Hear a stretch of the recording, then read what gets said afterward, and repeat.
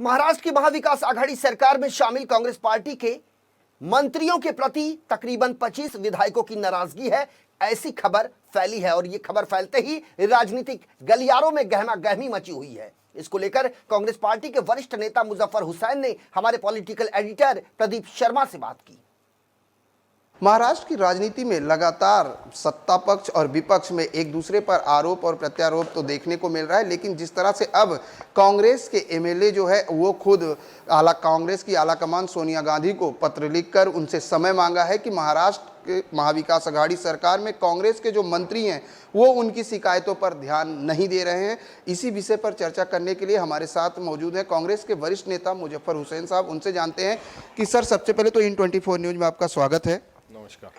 Sir, जिस तरह से अब महाविकास आघाड़ी सरकार पर पहले तो सत्ता पक्ष की बात करें, विपक्ष की बात करें तो विपक्ष लगातार एक के बाद एक आरोप लगा रहा है, लेकिन अब कहीं ना कहीं फिर एक बार महाराष्ट्र की महाविकास आघाड़ी सरकार में आपसी फूट दिखाई दे रही है। जो आमदारों ने पत्र लिख के कांग्रेस अध्यक्ष का टाइम मांगा है वो कांग्रेस के आमदार हैं, और कांग्रेस के आमदारों ने अपने अध्यक्षा से मिलना, इसमें कोई नई बात नहीं है।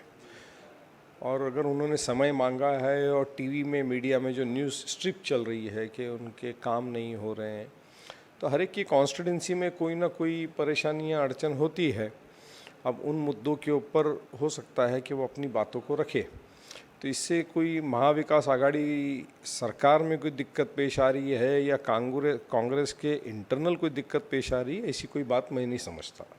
जिस तरह से महाविकास आघाड़ी सरकार की बात करें, लगातार विपक्ष जो है केंद्र ये आरोप लगाया जाता है कि महाविकास आघाड़ी सरकार में भ्रष्टाचार हो रहा है। दूसरी तरफ जो है सत्ता पक्ष ये आरोप लगाती है कि जांच एजेंसियों का जो है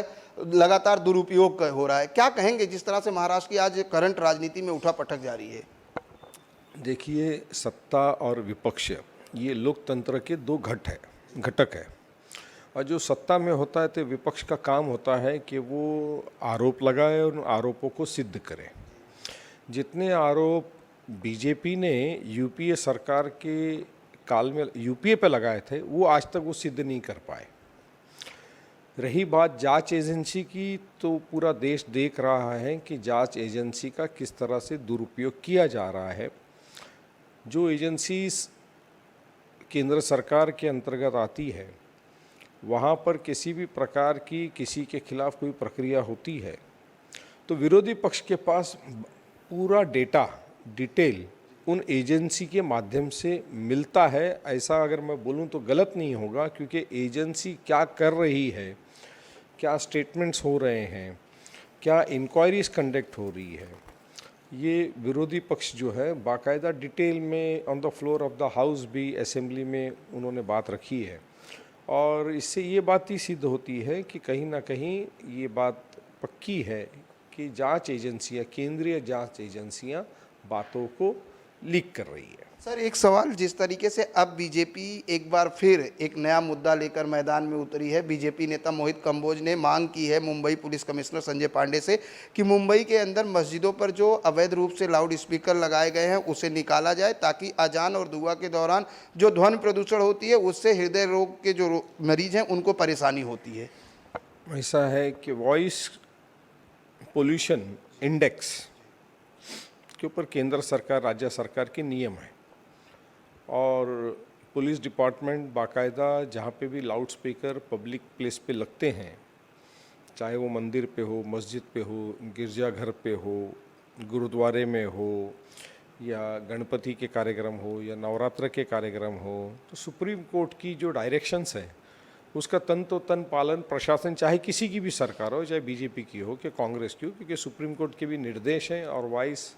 पोल्यूशन इंडेक्स का एक मापदंड है, तो उसके तहत प्रशासन काम करता है। रही बात कि बीजेपी ने इस मुद्दे को मुंबई के लिए उठाया, तो मुंबई कॉरपोरेशन के चुनाव है,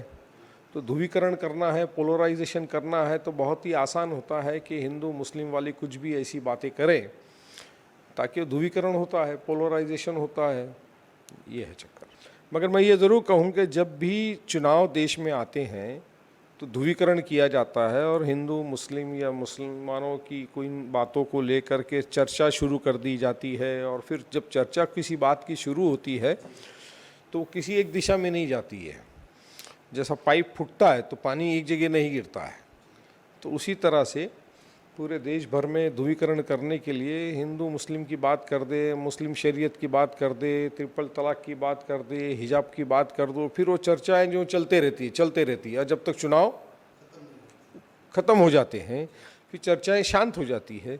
फिर अभी अगले 4-5 राज्यों के चुनाव हैं नवंबर दिसंबर में, अभी मुंबई कॉरपोरेशन के चुनाव है, महाराष्ट्र में लोकल सेल्फ गवर्नमेंट कॉरपोरेशन जिला परिषद के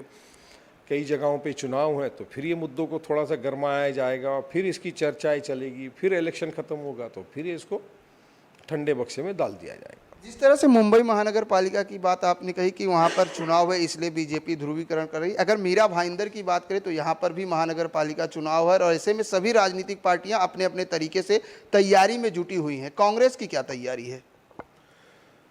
कैसा है, इलेक्शन को लेकर के ही सिर्फ तैयारी करना तो वो तो एक इलेक्शन के पीरियड में चुनाव लड़ने की तैयारी होती है। पॉलिटिकल पार्टीज और ख़ास करके कांग्रेस क्योंकि एक नेशनल पार्टी है तो हमारी संगठना बांधने का काम, उसकी मेंबरशिप ड्राइव का काम, अभी यूथ कांग्रेस के मेंबरशिप ख़त्म हुए, उसके चुनाव ख़त्म हुए हैं, अभी पार्टी की मेंबरशिप चल रही है, ऑल इंडिया कांग्रेस कमेटी के चुनाव का प्रोसीजर चल रहा है। तो पार्टी संगठना बांधने का काम ये कांस्टेंट कंटिन्यूस चलते रहता है।